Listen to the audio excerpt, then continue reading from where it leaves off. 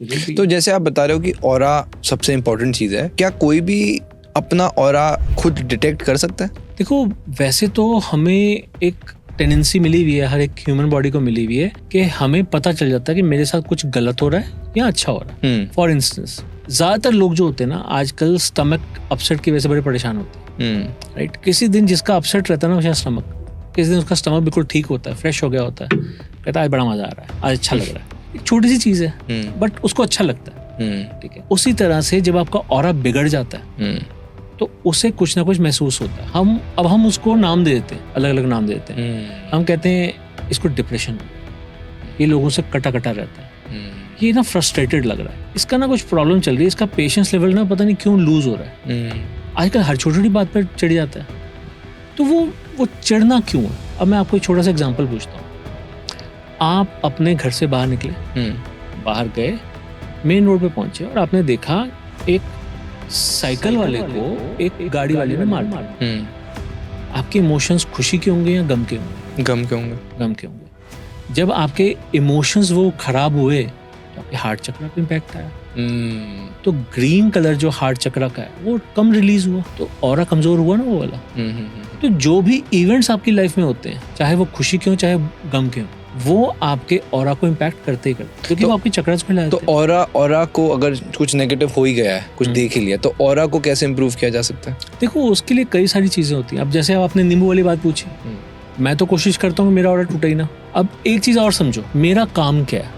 मेरे पास ज्यादातर लोग वो आते हैं जो किसी न किसी प्रॉब्लम के साथ घिरे हुए, फंसे हुए हैं कहीं, ठीक है। अगर मैं उनको टाइम ना दूं, अगर मैं उनसे बात कर रहा हूँ, मैं उनको बोलूँ 15 मिनट है आपके पास, जो बताना जल्दी बता दो, तो वो अपनी बात शुरू भी नहीं कर पाएंगे, कंफ्यूज हो जाएगा, ठीक है। और वो इतना शॉर्ट स्पैन में सालों की कहानी नहीं बता पाएंगे। शायद कई बार क्या होता है, हम जब किसी से बात कर रहे होते हैं, अपॉइंटमेंट होती है, तो 1-1.5 घंटा भी लग जाता है, 2 घंटे भी लग जाते हैं। तो वो जो 1-1.5-2 घंटा होता है ना, वो ही बोलता रहता है, मैं कुछ नहीं कर रहा होता।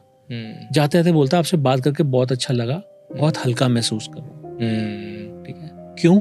क्योंकि उसके अंदर जो दबा हुआ है वो सुनने वाला कोई भी नहीं है, ठीक है। तो उससे भी उसके ऑरा में फर्क पड़ जाता है। एक होता है, कई लोगों को ना बड़ी जल्दी नजर लग जाती है, ठीक है। तो हम उनको क्या कहते हैं कि नींबू आधा काटो, जो बैक साइड होती है उसकी नींबू की, उस पे सिंदूर से ना, गीले सिंदूर से राम लिखो, और जो जूसी पार्ट होता है हाफ वाले का, उसमें 3 लौंग फंसाओ, 3 उसमें डालो काली मिर्च, थोड़ा सा सेंधा नमक, और उसको एक प्रार्थना के साथ हनुमान जी की मूर्ति के सामने या फोटो के सामने रखो कि आप ही संकट मोचन हो, आप ही मुझे बचाओ। और शाम को 6 बजे के बाद आप उसको लाल कपड़े में बांध के अपने बाजू पे या फिर अपने पॉकेट में रख लो।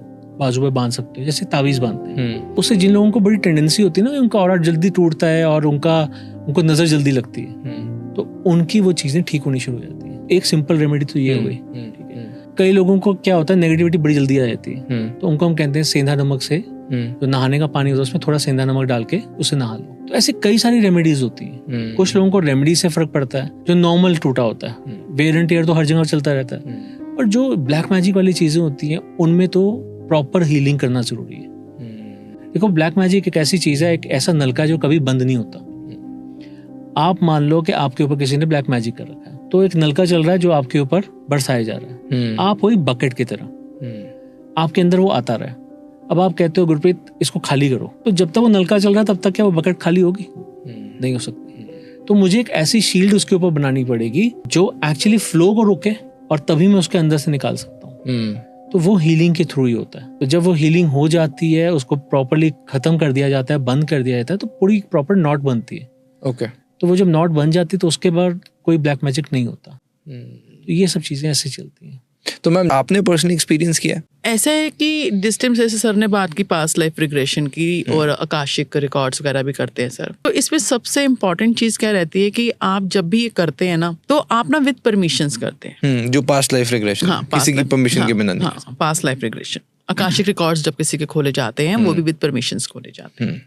उसमें क्या होता है कि जो भी क्लाइंट है, उसकी जो भी प्रॉब्लम होती है, वो डिस्कशन किया जाता है, और फिर वो कहता है कि हाँ मैं जानना चाहता हूँ, आप उसके बिहाफ पे जाओ। उसमें क्या होता है कि आप खुद वहाँ जा रहे हो, उस आत्मलोक में उनके आकाशिक रिकॉर्ड्स खोल रहे हो किसी उनकी ब्लड लाइन से परमिशंस लेकर। हाँ, मैंने देखा है आपकी वीडियोस में भी कि पहले बड़ी प्रिवेसी रखी जाती है जहाँ पे आप पास्ट लाइफ रिग्रेशन करते हैं, वहाँ कैमराज ही होते हैं स्टैंड पे, और परमिशन के बिना मैंने कहीं सुना अभी लेटेस्ट वीडियो में आपने बताया भी नहीं, क्योंकि आपने कहा कि क्लाइंट ने अलाउ नहीं किया। तो हम बहुत अच्छा है, दिस इज वेरी नाइस। और आपने अपना करा कभी? जब मैंने सीखे थे ये चीजें सीखी थी, तो क्या होता है, एक बंच होता है, अच्छा। लोगों का बंच होता है, जैसे जो लोग सीखने आए हुए हैं, तो किसी ने मुझ पे किया, मैंने किसी पे किया। अच्छा। तो ऐसे करते करते मैंने अपने आज तक 6 पिलर देखे हैं। 6 देखे हैं? 6 देखे। तो बताओ कुछ थोड़ा सा। देखो, मुझे ना शुरू से ऊंचाई से बहुत डर लगता था।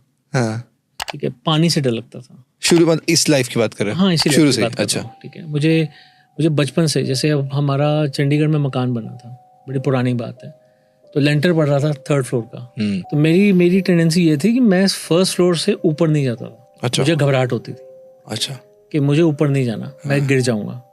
ठीक है, और ऊंचाई बिल्कुल नहीं जाना। फिर मुझे याद है ग्राउंड फ्लोर पे मेरे मम्मी पापा बैठे होते थे। जैसे मेरे पापा घर पे आए, तो आने के बाद होता ना कि हस्बैंड वाइफ बातें कर रहे हैं, बच्चों को बोल दिया चलो गुड नाइट, चलो जाके सो जाओ। तो हमें ऊपर भेज दिया। हम नॉर्मली ऊपर सोया करते थे। तो मेरे को तब तक नींद नहीं आती थी जब तक मेरे पेरेंट्स ऊपर नहीं आ जाएंगे। अंधेरा रहता था। ठीक है, और मैं सच बताऊं, मैं क्या करता था, मैं अपने बेडरूम से निकला, जाली वाले दरवाजे होते हैं ना, बड़ी आवाज सी करते हैं, कब्जे आवाज करते हैं, बड़े धीरे से खोलता था। मैं नीचे आता था, सीढ़ियों में बैठा रहता था और सिर्फ अपने पेरेंट्स को देखता था। मुझे पता नहीं क्यों शुरू से ऐसा लगता था कि कभी कहीं उनको कुछ हो ना जाए। ये बचपन से लगता था। और पुराने टाइम में क्या होता था, जब कोई मकान बनाया जाता था, छोटी सी टंकी ना पास वाले खाली प्लॉट में बना दी जाती थी, जहाँ पानी इकट्ठा किया जाता था। तो बाल्टियां भर भर के फिर उसमें से निकाल के मसाला वगैरह बनाना वो होता था। मुझे वो इतनी सी मुश्किल से 2 फीट ऊंची जो टंकी होती है, उसे देख के भी डर लगता कि मैं इतने पानी में भी नहीं जा सकता। आज मैं स्विमिंग कर लेता हूँ। तो वो फर्क मेरे अंदर इसलिए आया क्योंकि मैंने अपने पास लाइफ देखी। अच्छा। मैं जान पाया कि मुझे पानी से डर क्यों लगता था, मुझे ऊंचाई से डर क्यों लगता था, even though that was in bits and pieces. क्योंकि तब हम सीख रहे थे, नया नया सीख रहे थे। जिसने भी मेरे ऊपर किया उसने बहुत शॉर्ट स्पैन में किया, और शायद उसका भी पहला एक्सपीरियंस था करने का, क्योंकि हम सीख ही तो रहे थे सारे। तो आपको वजह पता लग गई थी कि आपको पानी से डर क्यों लगता है? हाँ, वो वजह अच्छा। पता लग गई थी। अच्छा। वजह पता चल जाती है। कुछ ना चीजें होती हैं इवेंट बेस्ड होती है। ओके। जब आपको कोई डर लगता है या फिर आपको कुछ भी ऐसा नजर आता है, आपको कोई प्रॉब्लम होती है, कोई दर्द होता है जो इवेंट की बेसिस पे होता है, तो जब वो इवेंट पता चल जाता है वही आपकी हीलिंग हो जाती है। इसीलिए पास्ट लाइफ रिग्रेशन को सिर्फ रिग्रेशन नहीं कहते, इसे पास्ट लाइफ थेरेपी भी कहते हैं। थेरेपी है ये। ठीक है, ये एक तरह की थेरेपी भी है। जब इवेंट बेस्ड कोई प्रॉब्लम चल रही होती है तो फिर वो थेरेपी का काम करती है।